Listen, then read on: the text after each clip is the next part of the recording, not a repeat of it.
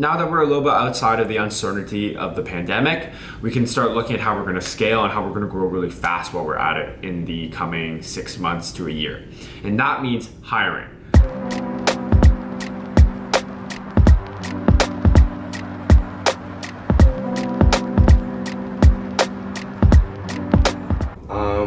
Big news, I finally have a parking spot, which means that I don't have to park the car outside anymore on the street.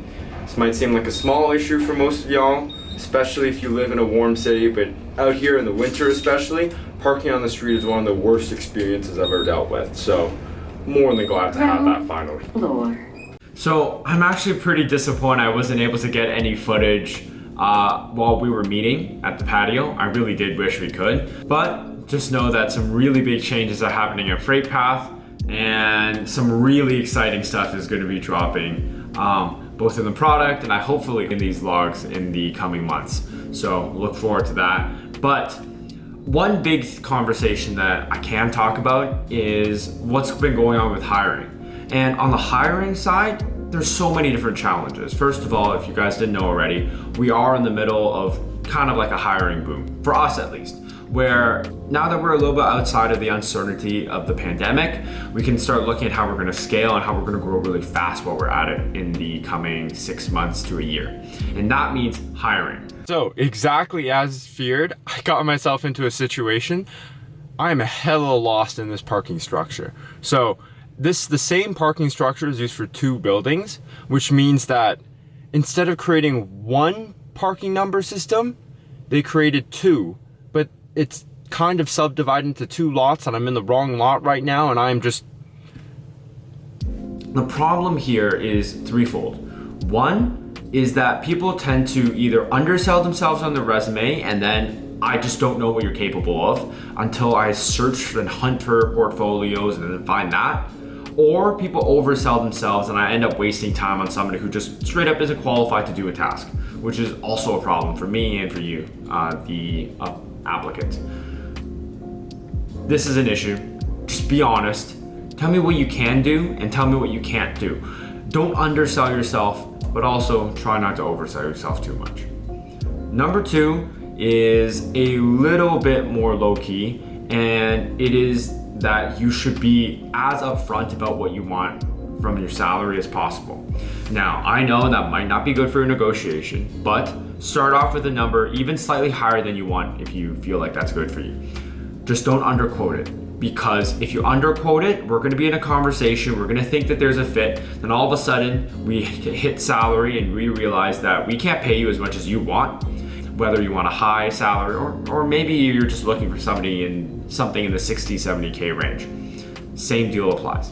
Now, finally, the last thing is probably the most important, and this is definitely more for the SMEs and the startups more so than the really big companies.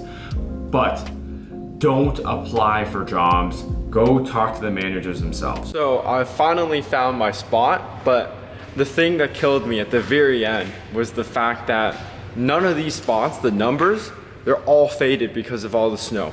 So it took me forever, and I was literally running around, like hopping out of the car to go stare at like fake numbers.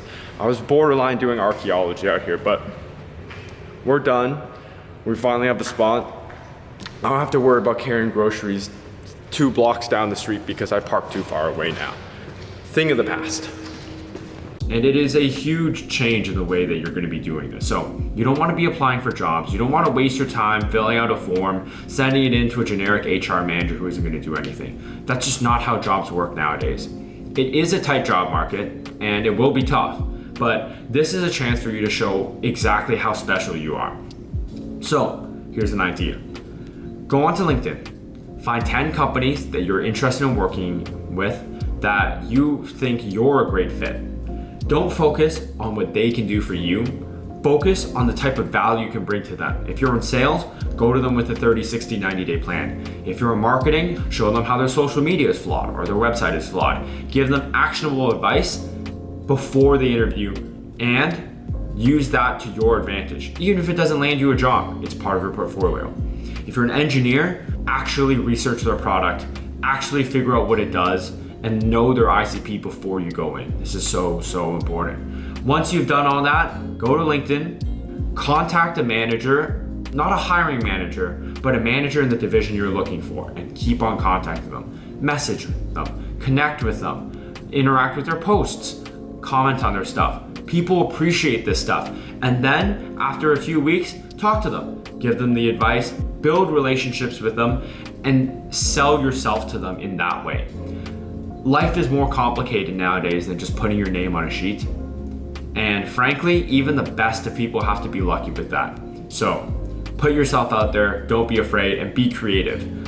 I had one person send me a video the other day of themselves in before an interview. So what they did was they messaged me and they just sent me a video. It was like, hey, I want to send you a message, watch my video. And it was actually kind of incredible. I don't know if we're gonna be hiring somebody in the digital media space right now, but that he's definitely gonna be on my mind if we do, because he stood out. And it shows that he understands the essence of digital marketing and digital media. So with those 3 points, don't be afraid, put yourself out there and be realistic. Cheers.